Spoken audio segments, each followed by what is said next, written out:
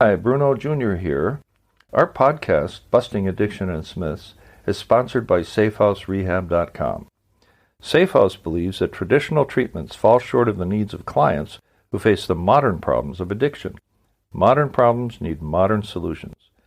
Multiple addictions, multiple relapses, multiple triggers, and cheaper and more powerful street drugs set up unprecedented challenges facing treatment centers. What is needed is a more sophisticated approach, a better way forward. There are 3 reasons to choose our progressive modern treatment program. 1, a more sophisticated intake process. 2, technology proven to enhance recovery. And 3, the most robust aftercare program in our sector. To learn more, visit us at safehouserehab.com.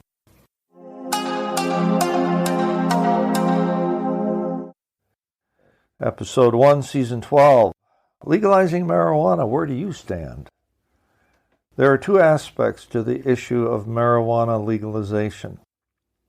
The first is that as an addict, if you are a recovered addict like me, 29 years clean and sober, no alcohol or marijuana or other mind-bending drugs, the first is that you simply do not engage with, smoke, or be in the same space where you might get exposed to THC, cannabis, or marijuana in any form.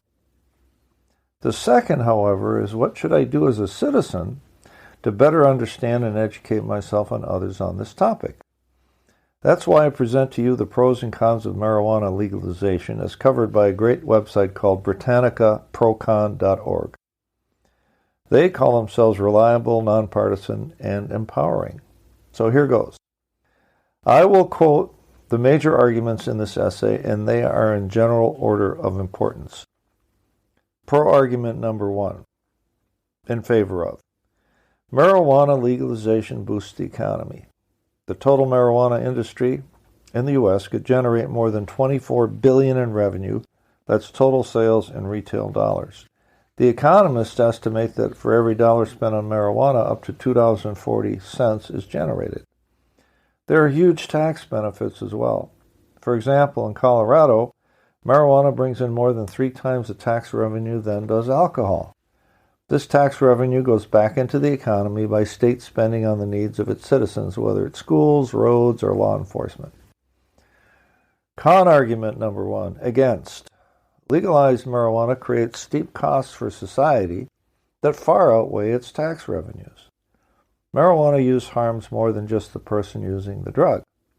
Societal costs of marijuana use include increased emergency room visits, medical care, addiction treatment for the uninsured, drug driving accidents, and the negative impact on health of secondhand smoke.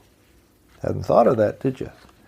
Money raised from marijuana taxation generally accounts for less than 1% of a state's tax revenue. The most frequently mentioned reason why people oppose legalization of marijuana is that marijuana generally hurts society. This is according to polls, surveys by the Pew Research Center, a highly regarded research organization. Next, pro in favor of argument number 2. Legalizing marijuana results in decreased teen marijuana use. That's the claim.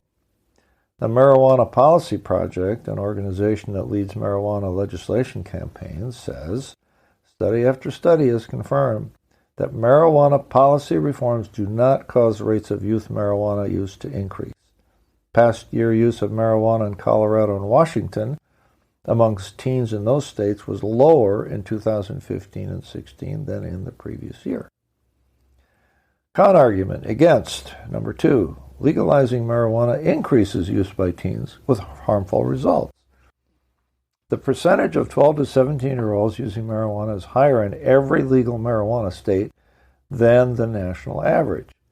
In Colorado, past month teen marijuana use jumped 20% in the 2-year average after marijuana was legalized for adults. You got to remember, this is 18 plus, where it's legal. But you're getting increased use of marijuana by 12 to 17-year-olds. So they're getting it from the 18-year-olds and up. That's just for starters. Marijuana is especially dangerous for young people because human brains are not fully developed until around age 25. Now, that's 4 years past the legal age in states that allow recreational marijuana. The American Academy of Pediatrics said that the adverse effects of teen marijuana use include impaired short-term memory, decreased concentration, shortened attention span, and a reduction in problem-solving ability, all of which clearly interfere with learning. Further, impaired driving has contributed to unintentional death and injury. Impaired driving by being high. Several studies also prove without doubt that students who use cannabis perform worse in school, and that's pretty straight up. Pro in favor of argument number 3. Crime goes down when marijuana is legalized. The amount of crime and violence caused by alcohol use is 10 times higher than by marijuana use, and alcohol is a factor in 40% of violent crimes. A shift from drinking to marijuana will decrease crimes associated with alcohol, such as domestic violence and assault. According to FBI crime statistics, violent crime in Washington residents decreased in the years after legalization. We're seeing lower crime rates, and there are good rational reasons for that. We're really beginning to cripple the criminal market, which is where the violence actually occurs, according to Taylor West, who is former deputy director for the National Cannabis Industry Association. So, against con argument number 3, marijuana use harms the brain, and legalization will increase mental health problems. Cannabis use may increase the risk of developing schizophrenia, depression, and other psychiatric disorders. The esteemed British Journal of Psychiatry study states, people think that a little marijuana shouldn't cause a problem if someone is doing okay with work or school. Our data directly suggests that this is not so. Moreover, we find that 22% of marijuana users experience acute anxiety or panic attacks, and that 15% had psychotic symptoms following use. It is clear that only looking at crime rates misses part of a larger picture. That is, the damage to society that marijuana inflicts beyond its effect on crime statistics. Here's pro-argument in favor of number 4. A majority of Americans support legalizing marijuana. A 2019 Gallup poll found a record high 66% of Americans support legalizing marijuana, which is way up from 12% in 1969, which was the first year the polling company asked about marijuana use. The transformation of public attitudes about marijuana over the past half-century has mirrored the liberalization of public attitudes about gay rights and the same-sex marriage movement. The public clearly supports changing our failed, in quotes, anti-marijuana policies. Here's con argument against number 4.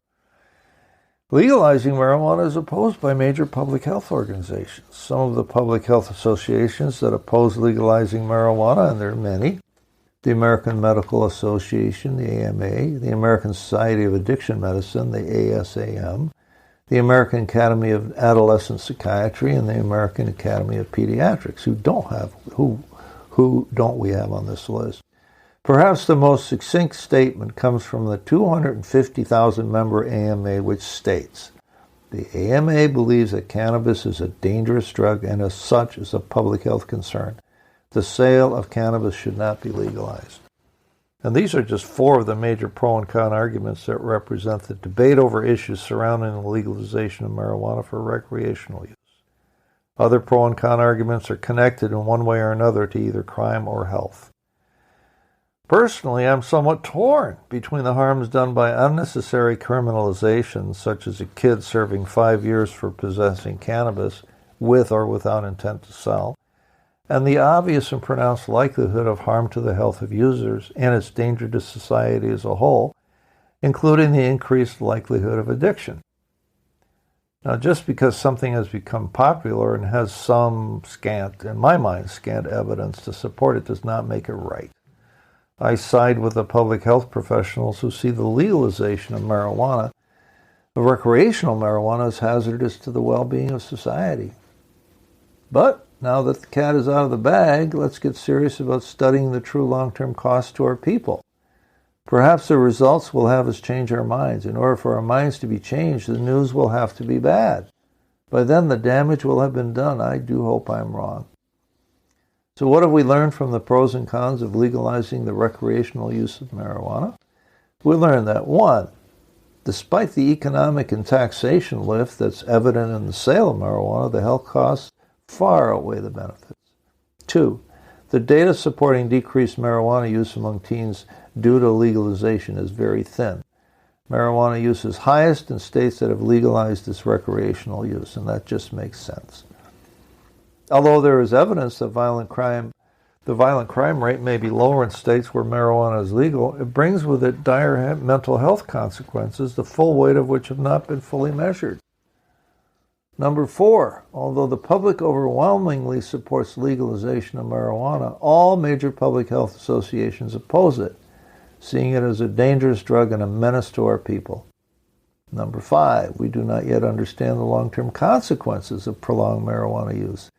This author sides with the clinical evidence and opposes further legalization. 6, where I want to see a let-up, though, is in the unnecessarily harsh prosecution and conviction of citizens who happen to possess a small amount of marijuana.